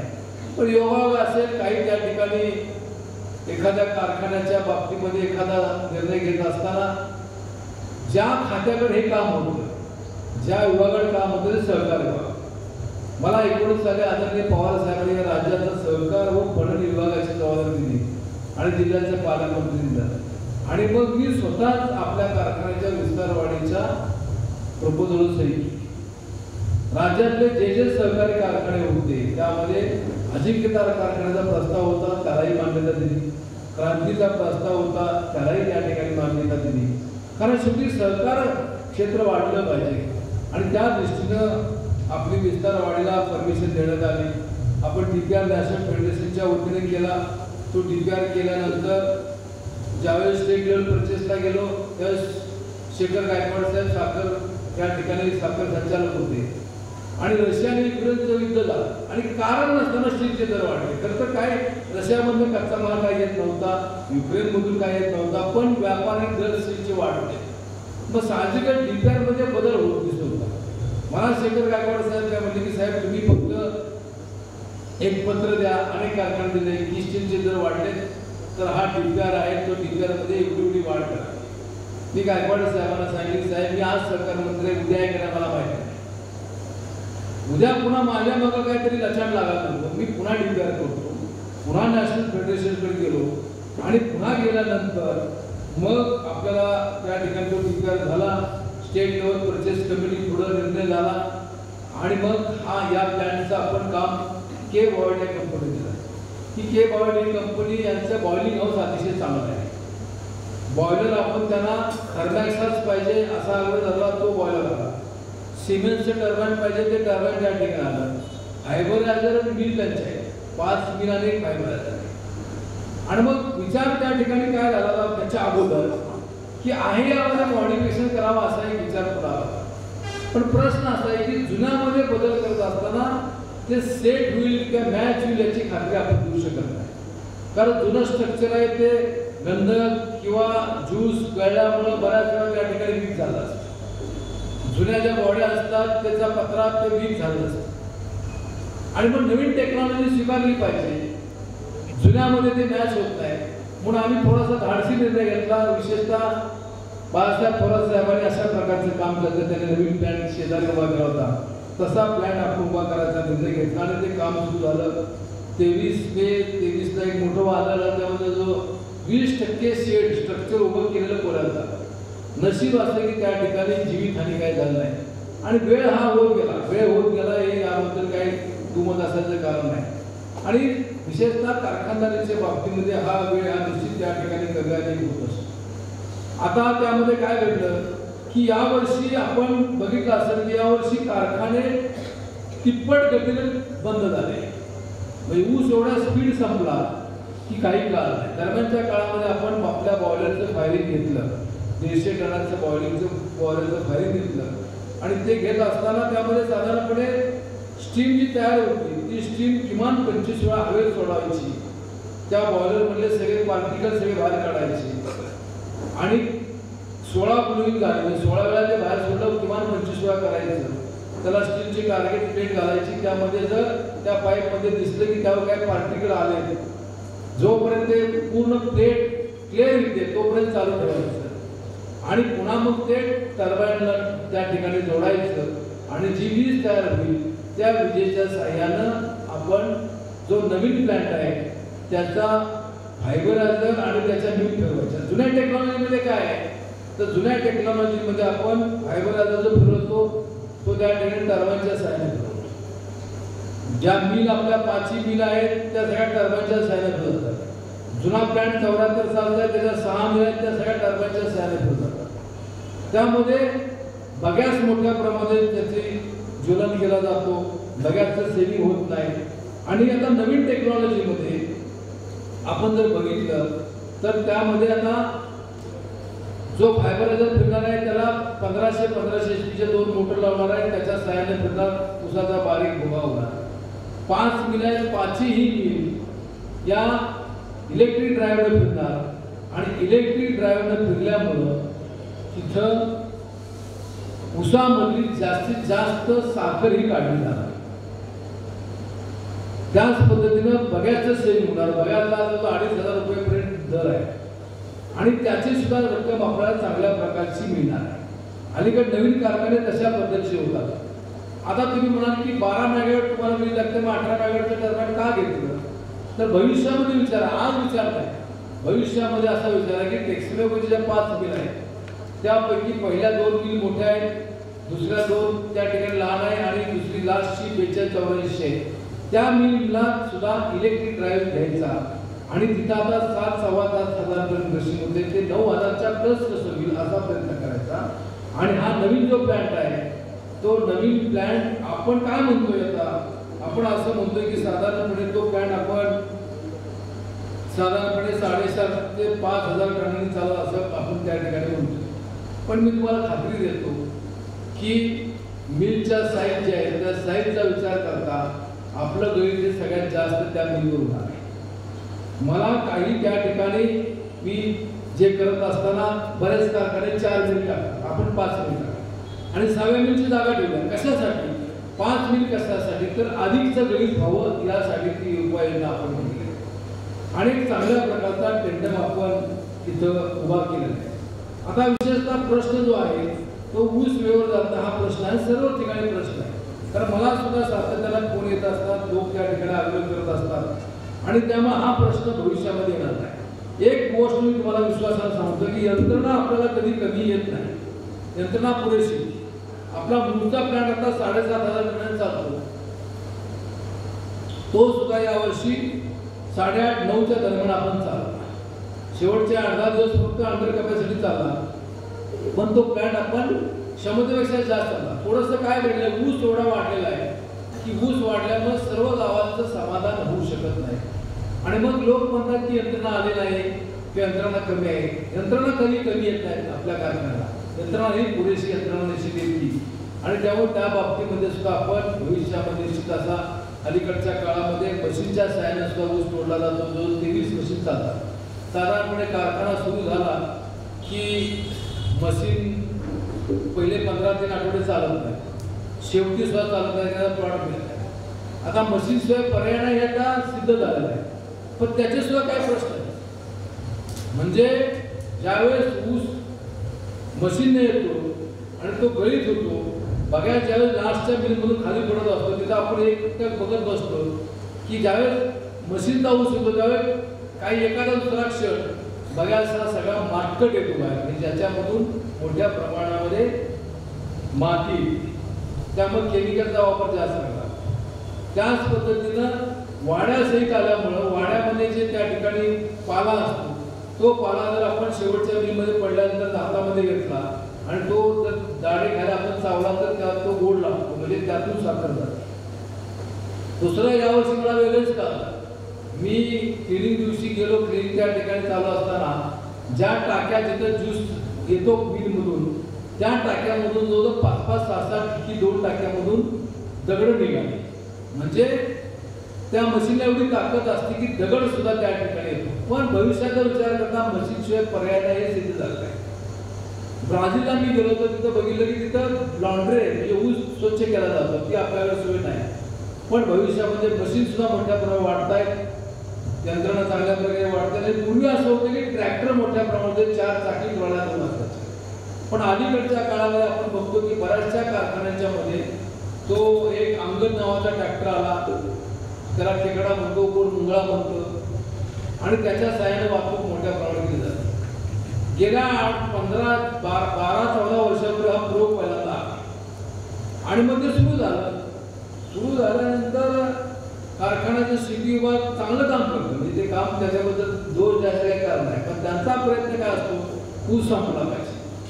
आणि मग अवधानानं असं घडलं राज्यामध्ये की बैलगाडीचा दर त्यांना दिला आणि त्यामुळे बऱ्याच कारखान्यांचं तोडणी वाहतूक वाढली. मग नंतर बऱ्याच मंडळी त्यामध्ये बदल केला आणि बैलगाडीचा दर त्याच्यापेक्षा थोडा जास्त हा जो अंगद ट्रॅक्टर त्याला केला आणि ट्रॅक्टरला वेगळा केलेला आहे. आपल्या कारखान्यावर गेल्या हंगामामध्ये 217 अशा प्रकारचे ट्रॅक्टर होते. या वर्षी आपण 200 अधिकचे घेतले की जे 12-12 टन त्या ठिकाणी त्याच्यामध्ये लोड होऊ शकेल. 417 हे अंगद किंवा मोठे ट्रॅक्टर आहेत, 650 बैलगाड्या आणि 395 ट्रॅक्टरच्या सहाय्याने आपण खरेदी केलेलं आहे. खडेपुरानं सातत्यानं साथ आणि सहकार्य दिलेलं आहे. या वर्षी नोंदीच्या 290 हेक्टर नोंद आपल्या 290.82 हेक्टर एवढी नोंद झाली. त्यापैकी 131 हेक्टर 45 एवढा ऊस आपल्याकडे आला आणि त्या मानाने चांगल्या प्रकारचा ऊस हा आपल्याकडे या ठिकाणी आलेला आहे. आपण जर थांबता ही गोष्ट करा, या तालुक्यानं नेहमी सह्याद्रीला आदरणीय बी.डी. पाटील साहेबांना साथ आणि सहकार्य त्या ठिकाणी दिले आणि मग भविष्यामध्ये ऊस उशिरा जाईल अशा प्रकारची वेळ येणार नाही, त्यासाठी आम्ही निश्चित काम करू अशी खात्री सुद्धा या निमित्तानं या ठिकाणी आपल्या सर्वांनी. त्याच पद्धतीनं आपण जर बघितलं तर आपल्या कारखान्यावर काय काय आहे, तर साधारणपणे मूळ प्लॅन्टला आपण तो केला त्यावेळी 11 लाख क्विंटल साखर स्टोर राहिले एवढे आपले गोडाऊन आहे. एक वर्ष असलं की ऊसाचं उत्पन्न मोठ्या प्रमाणात आलं आणि साखर आपण ठेवायची कुठं, तर शेवटी साखर ही कारखान्याच्या समोरच्या भागामध्ये आपण ठेवतो. जागा पर्याय नव्हता, कायद्याप्रमाणे मेन गेटच्या बाहेर साखर नेता येत नाही. मेन गेटच्या बाहेर साखर निघत त्याचे पैसे भरावे लागतात आणि मग शेवटी तिथं ठेवली साखर राहिली बरेच दिवस. मग माझ्यावर काही लोकांनी टीका केली की आमच्याकडे व्यवहारदार नाही, यांना काही कळत नाही, साखर एवढी ठेवली की कारखाना दिसत नाही. मग आता करायचं काय, टीका तर होत्या, पण आपण त्या भाषेत उत्तर देऊ शकत नाही. मग मी एकदा सांगितलं की साखर ठेवल्यापुढं काही प्रमाणात कारखाना दिसत नाही, गोष्ट आहे, मग ती साखर मालकाला दिसावं अशी पुढे ठेवली. परिणाम काय झाला की ज्या वेळेस साखरेचे दर चांगले आले तेव्हा आपण साखर विकली गेली आणि राज्यामध्ये 2829 दर सरासरी होता, त्या वर्षी आपण 3260 एवढा दर दिला. आता नवीन विस्तारवाडीमध्ये आपण काय केलंय की वजन काटे, नवीन वजन काटे 3 आपण घेतलेले आहे.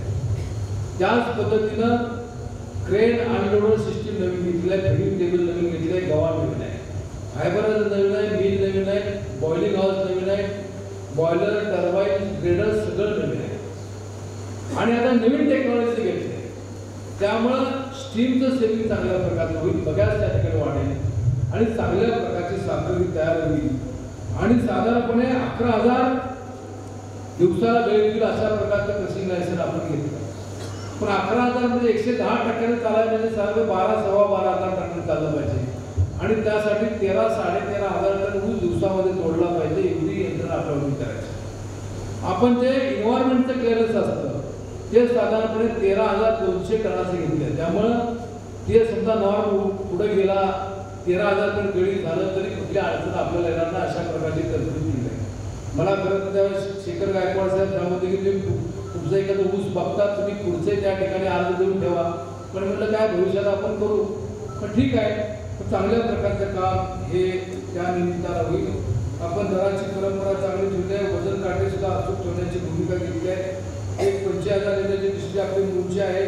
त्याच पद्धतीनं मध्यंतरी आपल्याला केंद्र सरकारने योजना आणली की जे कारखाने BAE पासून इथेनॉल तयार करतील त्यांच्यासाठी तिथं जे व्याज आहे ते व्याज भरण्याची व्यवस्था, निम्म व्याज देण्याची व्यवस्था केंद्र सरकार करणार आणि त्या अंतर्गत आपण साधारणपणे 1 लाख लिटरचा इथेनॉलचा प्लॅन्ट गेल्या वर्षी चालला, त्याच्या आदल्या वर्षी ट्रायल झाला, यावर्षी तो पूर्ण चालू आहे. आता 2 दिवस बंद आहे त्या ठिकाणी.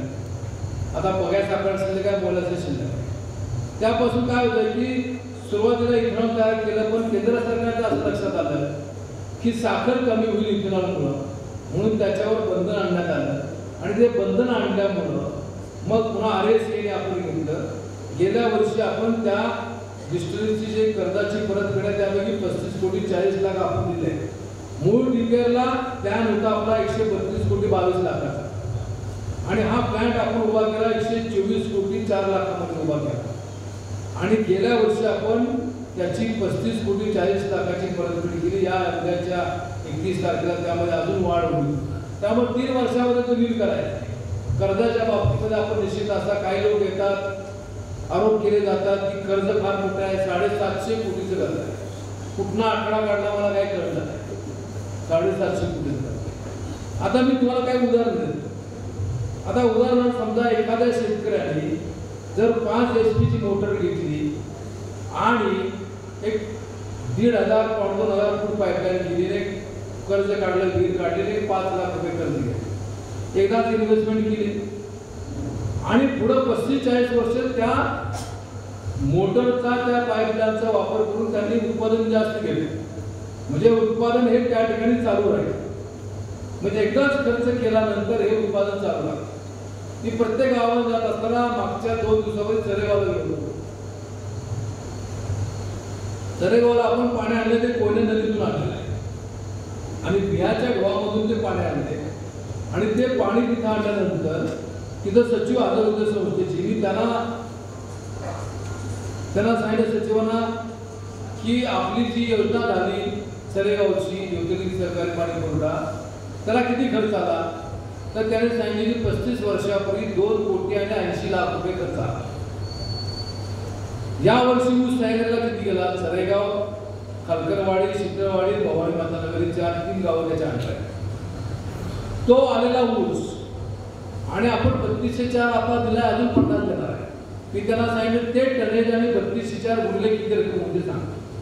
तर ती साधारणपणे 15 कोटी आणि काही लाख रुपये झाले. म्हणजे तेवढं उत्पन्न त्या गावाला त्या योजनेमुळे मिळालं. 10-12 पाटकऱ्यांना काम मिळालं, गावामधला रोजगार वाढला. त्याच पद्धतीनं त्यापैकी म्हणजे हे आपल्याकडे आलं ऊसात सांगितलं, पण तरी सुद्धा 30% ऊस बाहेर गेला.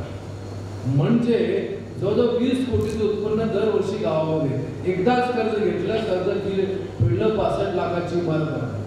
मग आता आपण जो कारखाना नवीन प्लॅन्ट उभा केला आहे त्यासाठी आपण साधारणपणे जे कर्ज आपण जे नॅशनल फेडरेशन पण कर्ज कोणाला मिळतो, ज्या कारखान्याची पद आहे त्याला कर्ज मिळतं. त्याच पद्धतीनं प्रोजेक्टमध्ये दाखवावं लागतं की आमचा ऊस एवढा आहे, आमच्या कार्यक्षेत्रामध्ये एवढा आहे, 50 किलोमीटर माझा ऊस एवढा आहे, 75 किलोमीटर मला ऊस मिळणार आहे असं म्हणून चालत नाही.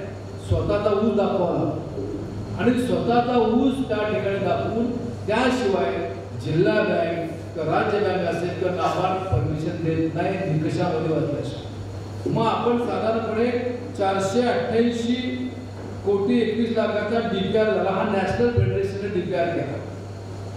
नॅशनल फेडरेशन हा DPR केला आणि कारखान्यानं स्वनिधी त्यामध्ये 59 कोटी 69 लाखाचा त्यामध्ये स्वतःचा निधी आपण घातला. आणि हे सगळं करत असताना आपण कर्जाची उत्तर आतापर्यंत किती केली आहे तर 384 कोटीची केली आहे. मंजूर किती आहे 448 कोटी. म्हणजे त्या मंजूर कर्जाच्या पेक्षा कमीमध्ये आपण प्लॅन उभा केला आहे. आणि हे कर्ज आहे हे 7 वर्षामध्ये फेडायचं. त्याच्या अजून हप्ते सुरू झालेले नाही. आणि जी बचत होणार आहे, जी स्टीमची बचत होणार आहे किंवा चांगल्या प्रकारची साखर मिळणार आहे त्याच्या माध्यमातून ही परतफेड केली जाईल. सगळेच कारखाने, सहकारी असू दे, खाजगी कारखाने असू दे, हे सगळे कारखाने हे कर्जाशिवाय होऊ शकलेले नाही. कर्ज काढल्याशिवाय एकदाच कर्जाची आपण त्या ठिकाणी गुंतवणूक केल्यानंतर पुढच्या 50 वर्षामध्ये आपण चांगल्या प्रकारचं गणित करू शकू अशा प्रकारची व्यवस्था ही या ठिकाणी केली आहे. आणि त्यामध्ये त्या बाबतीत सुद्धा आपण सर्व निश्चित असा आपण कोरोनाच्या काळामध्ये चांगल्या प्रकारचं हँड सॅनिटायझर काढलं. त्याच पद्धतीनं आपण ऑक्सिजनचा प्लॅन्ट एक जिल्ह्यामधला बंद होता, म्हणजे स्टीलचा प्लॅन्ट होता. पण तुम्ही पालकमंत्री होतो की तिथं बघायला गेलो, तिथे गेल्यानंतर बघितलं की प्लॅन्ट बंद आहे. त्या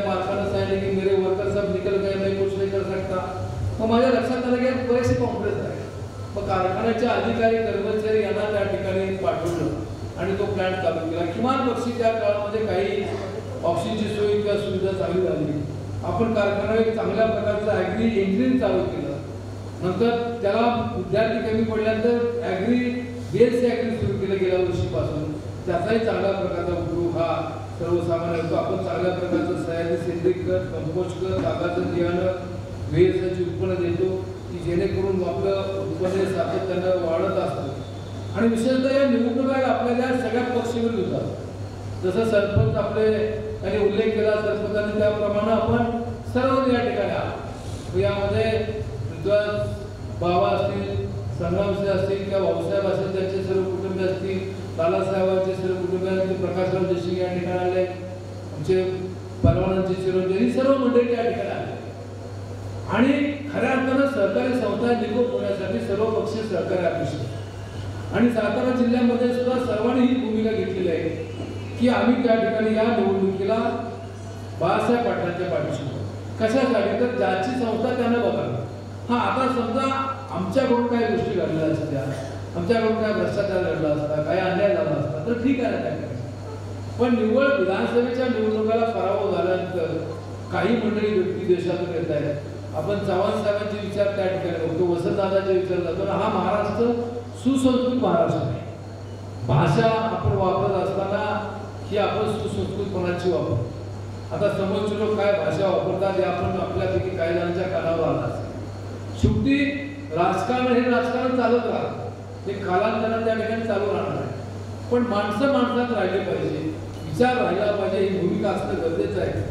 आणि त्या दृष्टीनं आपण सर्वांनी सहकार्य करण्याची भूमिका घेतली. याबद्दल सर्वांना अतिशय मनापासून धन्यवाद देतो. या वर्षी या गटामध्ये आणि कैबीड गटामध्ये 2 जागा असल्यामुळे थोडी अडचण आलेली आहे.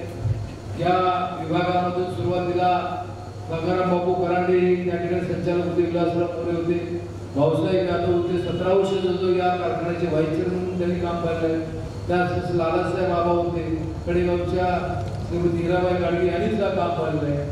कालांतरानं काही भागामध्ये सभासद कमी अधिक झाले असतील, पण आपली मागणी ही रास्त आहे आणि त्या मागणीकडे काही दुर्लक्ष करू इच्छित नाही. थोडा समन्वय साधला पाहिजे. पण सध्या आपला लोकप्रतिनिधीच आहे, आपण सर्वांनी सहकार्य करावं अशा प्रकारची विनंती या निमित्ताने या ठिकाणी करतो. तिथं चर्चेमध्ये येत असताना 2 प्रश्न आले. त्यामध्ये एक प्रश्न आहे तो विशेषतः मयतवाला शेअरचं काय करायचं हा प्रश्न आहे. तर काय झालंय की पूर्वी आपण काय करायचं की शेअर विभाग कोणी सभासद सन्मानित सभासदाचं निधन झालं तर ते कारखाने त्याचे कुटुंबीय आले तर आपण एक बंच द्यायचं, एक 10-12 कागदाचं, आणि त्यांना सांगायचं की एवढी कागद तुम्ही घेऊन या, आपण शेअर ट्रान्सफर करू. आणि त्याप्रमाणे शेअर ट्रान्सफर व्हायचं. पण नंतर काय झालं की एक 85 तक्रार असे आहेत की भावानं तक्रार केली माझी सही नाही, बहिणीने तक्रार केली माझी हक्क सोडत नाही, म्हणून थोडासा बदल आपण केला. इतर कारखाने करते तसा ते स्टॅम्पवर तुम्ही सर्वांनी त्या ठिकाणी आम्हाला तुमच्या सह्या घेऊन आपली मागणी रास्त आहे की कारखाना यावं लागू नये यासाठी गटावर त्या ठिकाणी आपण त्याच्या प्रकारची व्यवस्था करू. आणि ती प्रकरणं जास्त आहेत, ती 1196 प्रकरण, ती 8 वर्षामध्ये, ती काही जास्त प्रकरण नाही. आता दुसरा एक विषय मोठा आहे की तो विषय खरं तर ती एक चांगली पद्धत होती, पण मध्यंतरी एक साधारणपणे 15-16 वर्षापूर्वी कोण शुगर कमिशन तुम्हाला माहीत नाही, पण त्यांनी काय काढलं, आपण काय करत होतो की आपण बिनपरती ठेवून घ्यायचं आणि त्याचं व्याज हे दिवाळीला द्यायचं. दिवाळीला एखादं बिल आलं नाही तर त्याचं व्याज आपल्याला मिळायचं आणि मग त्यातून काय व्हायचं की आपली दिवाळी सण साजरा व्हायचा. पण असा तरी निष्कर्ष काढला की सहकारी कारखान्याचं काम हे उसाचं बेरीज करायचं आणि शेतकऱ्याला पैसे द्यायचे, शेतकऱ्याला मार्गदर्शन करायचं हे काम आहे. बँक म्हणून तुम्ही काम करू शकत नाही, हे परत द्या. प्रश्न असा आला की जर परत दिले असते पैसे तर शिल्लक कुणाला राहिले असते का, कुठल्या तर मार्गाने गेले असते, काही खर्च झाले असते, काही गुंतवणूक झाले असते. पण मग असा धोरणात्मक निर्णय काही साखर संघामध्ये चर्चा झाली आणि त्यामध्ये असा विषय आला की त्याचे शेअर द्यायचे आणि मग शेअर दिले गेले. काही लोकांनी विरोध केला की एवढे शेअर आम्हाला कशाला पाहिजे. 8-8, 9-9, 10 शेअर एकेका शेअर होल्डर त्या ठिकाणी. आणि त्यामुळं आता त्याची आपण साखर देतो. आता या आर्थिक वर्षामध्ये आपण गाव पोच साखर त्या ठिकाणी देणार आहोत, तेव्हा तो प्रश्न काय तिथे येणार नाही.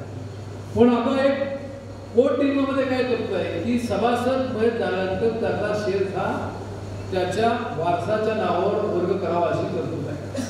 आता आपल्याला निवडणूक झाल्यानंतर कारखान्याच्या कोर्ट नियमामध्ये बदल करावा लागेल, की माझ्या लक्षामध्ये आलेलं आहे की हयात वारस शेअर सुद्धा त्या ठिकाणी करायला पाहिजे. हयात वारस म्हणजे एखाद्या सभासदावर 2-3 शेअर आहे. फक्त मी एक सांगतो की ज्याच्या नावावर शेअर करायचं त्यांचं त्या ठिकाणी सातबारा असला पाहिजे आणि त्याचप्रमाणे त्याने ऊस घातला पाहिजे. हे मी का सांगतो तर सहकार मंत्री असताना माझ्याकडे अशी एका कारखान्याची अशी गमतीदार केस आली होती की एका कारखान्याने काय केलं की एक सभासद आहे, त्याच्या नावावर 2 एकर जमीन, ते सभासद आहे, त्याच्या पत्नीच्या नावावर जमीन न करता, त्याच्या मुलाच्या नावावर जमीन न करता, त्याच्या सुनेच्या नावावर जमीन न करता शेअर दिला. पुन्हा कडेपूर हे कार्यक्षेत्र संध्याकाळच्या कारखान्याचं आहे आणि कडेपूर असताना जर गार्डीमध्ये कडेपूरच्या शेतकऱ्यांनी जमीन घालवून घेतली तर त्याच्यावर सुद्धा शेअर दिला गेला होता. आणि ही केस माझ्याकडे सहकार मंत्र्यांना आली. मी त्या वकिलाने विचारलं की महसूलचं काम हे महसूलने करावं, सातबारा फोडायचं काम तुमचं नाही. नाही म्हणले आम्ही मालक आहोत का? म्हणून असं कसं म्हणताय. मी शेवटी त्या ठिकाणी तो निकाल त्यांच्या विरुद्ध दिला. त्यांच्या विरुद्ध गेल्यानंतर ते हायकोर्टात गेले, हायकोर्टात माझा निकाल टिकला. पण सुप्रीम कोर्टामध्ये पुन्हा तो निकाल हा असा लागला की कारखान्याने केलेलं योग्य आहे. निवडणूक झाली त्या कारखान्याची, पुन्हा आरजेडीने निकाल दिला. माझा निकाल होता तोच कायम केला. काय की सातबारा झाल्याशिवाय शेअर ट्रान्सफर करता येत नाही आणि तो कायदाच आहे. त्यामुळे आपण तसे जे हयात वारसात ते सुद्धा शेअर ट्रान्सफर करू. या विभागानं या गावानं सातत्यानं चांगल्या प्रकारची साथ आणि सहकार्य दिलेलं आहे. आपण नेहमी चांगल्या प्रकारची सद्भावना आपण ठेवलेली आहे. त्याही निवडणुकीला आपण सर्वांनी सहकार्य करण्याची भूमिका घेतली, याबद्दल सर्वांना अतिशय मनापासून धन्यवाद देतो. आपली निवडणूक निशाणी ही कपच आणि 21 मतदान आपल्याला करायचं. आता आपण मोजत बसण्यापेक्षा सरळ जिथं कपच तिथं आपण शिकवतो एवढंच काम आपण करावं. कारण मोजत बसलं जमिनी होईल, कारण 60 उमेदवार आहेत. बऱ्याच वर्षांना निवडणूक झाल्यामुळं अर्ज अनेकांनी भरले.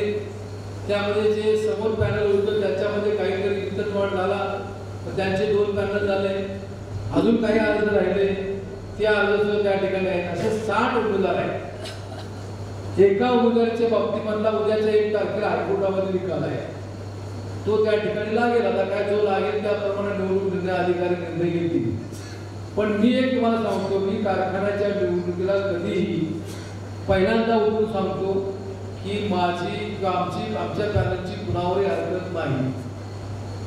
बऱ्याच वेळा काय होतं की हरकत दिली जाते, ऊस घातला नाही. मी म्हणतो तुम्हाला जे वाटतं ते करा, कोण नेमाप्रमाणे करा. आणि यावेळेस असं सांगितलं की मी माझी हरकत नाही. पण घडलं असं, पहिल्या गटामधले सगळे अर्ज मंजूर झाले, दुसऱ्या गटामध्ये झाले, तिसऱ्या गटामध्ये झाले, 4थ्या गटामधले त्या ठिकाणी अर्ज झाले मंजूर, 5व्या गटामध्ये मानसराव जगदाळेंच्या अर्जावर हरकत घेण्यात आली, तो निकाल प्रलंबित ठेवला. 6व्या गटाची त्या ठिकाणी छाननी सुरू असताना 6व्या गटामधला शेतकरी संघटनेचा एक जो उमेदवार होता त्यानं 3ऱ्या गटावरच्या उमेदवारावर आणलं. 3रा गट म्हणजे 3रा आपला कारखान्याचा गट कोपरड्यावर, त्याच्या एका अर्जावर हरकत घेतली एका बँकेची थकबाकी. आणि मग ती केस चालली आणि ते दोन्ही अर्ज बाद करण्यात आले.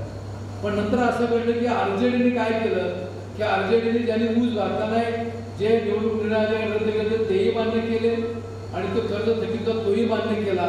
मानसराव जगदाळे त्या ठिकाणी तो अर्ज बाद केला. कारण जे निवडणूक निर्णय अधिकारी आता आहेत त्यांनीच एआर असताना तो निर्णय दिला होता, त्यामुळे त्यांना तो ओळखून करता येत नव्हता.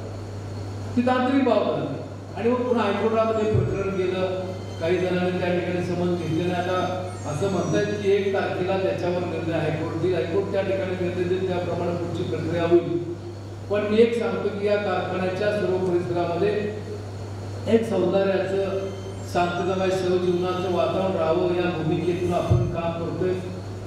आणि या सर्व 5ही तालुक्यामध्ये अतिशय चांगलं वातावरण. मी अनेक गावांना भेटी दिल्या आणि मी आता इथं सभा या आठवड्यामध्ये सुद्धा आहे, पण त्याच्या अगोदर मी काय करायचं की जाऊन बसायचं. तर मोठं गाव असेल तर माईक असायचं, लहान गाव असेल तर मग खाली बसून त्या ठिकाणी मी पहिला प्रश्न त्या ठिकाणी करायचो की तुम्हाला कारखान्याबद्दल काय वाटतं हे तुम्ही सांगा.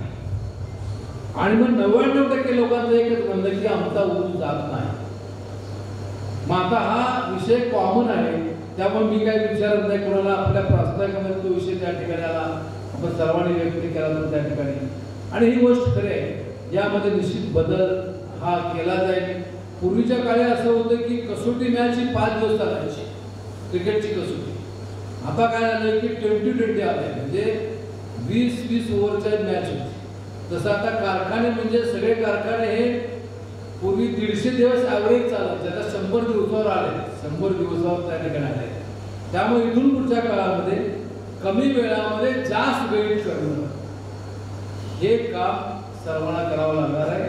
आणि ते काम आपण सह्याद्रीच्या माध्यमातून निश्चित करू, अशा प्रकारची खात्री किंवा विश्वास या निमित्तानं आपला सर्वांना देतो. आपण जे प्रश्न उपस्थित केले त्याला या ठिकाणी मी आपल्याला त्याच्या बाबतीमधला खुलासा केलेला, ज्या सूचना केल्या त्या सूचना निश्चित अवलंबल्या जातील अशा प्रकारची खात्री किंवा विश्वास सुद्धा या निमित्तानं आपण सर्वांना या ठिकाणी देतो. काही फेक नेगेटिव्ह प्रकार आहेत. फेक नेगेटिव्ह म्हणजे काहीतरी वेगळी बातमी सोडायची, म्हणजे वजन काटा चेक करायला की सांगायचं कारखान्याच्या काट्यातून पुन्हा अन्य काही गोष्टी त्या ठिकाणी करायच्या. पण आता सभासद जाणकार आहे, सूज्ञ आहे, त्याला सर्व गोष्टी करतायत. विरोधकाचा मुद्दा फुटला आहे. मी जयपूरला गेलो, जयपूर मी नावी बोलतो, तिथे एका सभासदाने सांगितलं की आमचा कारखाना इकडे का आला नाही, पुढे काय मला कल्पना नाही. तर ते म्हणजे त्यांना निवडणूक लढायचा, त्यांचा त्या ठिकाणी दर कमी. त्याच पद्धतीनं मग अशा काही गोष्टी सभासदांमुळे येत आहेत. आज आपण तुमच्या सर्वांच्या सहकार्यामुळे चांगल्या प्रकारचा कारखाना चालवला आहे. आपण 50 वर्षाच्या काळामध्ये अतिशय चांगल्या प्रकारचं सहकार्य केलं आहे. असं सहकार्य तुम्ही पुढच्या काळामध्ये करावं अशी विनंती या निमित्तानं करतो. माझा आमच्या सर्व सहकार्याचा सन्मान केला याबद्दल सर्वांचे अतिशय मनापासून आभार मानतो. काल सुद्धा हिंगणगावला एक मेळावा झाला, त्या ठिकाणी विश्वजित कदम साहेब होते, त्यांनी सुद्धा त्या ठिकाणी भूमिका ही आपली मांडलेली आहे. आणि या तालुक्यामधल्या सर्व मंडळी सहकार्य करण्याची भूमिका घेतली याबद्दल अतिशय मनापासून आभार मानतो. आणि 5 तारखेला सकाळी 8 वाजल्यापासून आपलं मतदान, कडेपूरला मतदान आहे, कडेगावला 2 ठिकाणी रुपये मांडले आहे. 8 ते 5 या वेळामध्ये आपण मतदान करावं. थोडा वेळ लागेल मतदान व्हायला. का लागेल तर 60 लोकांमधून आपल्याला कपशी उठून काढायचे. फक्त शांततेने मतदान झालं पाहिजे. कारण काय होणार आहे, जर गडबड झाली, गडबड त्या ठिकाणी होती तर मतं कमी जास्त होऊ शकतात. त्याचप्रमाणे दुसरा एक प्रश्न असा आहे की काही वयस्कर मतदार आपले जास्त आहेत आणि मग वयस्कर मतदारांना किमान तिथपर्यंत घेऊन आलं पाहिजे आणि ते सांगतील त्याच्याकडून त्या ठिकाणी मतदान करून घेतलं पाहिजे. तशा प्रकारचं मतदान करून आपण पिढी पाटील त्यांना सहकार्य करावं अशी विनंती या ठिकाणी पुन्हा एकदा करतो. माझे 2 शब्द संबोधित. जय हिंद, जय महाराष्ट्र.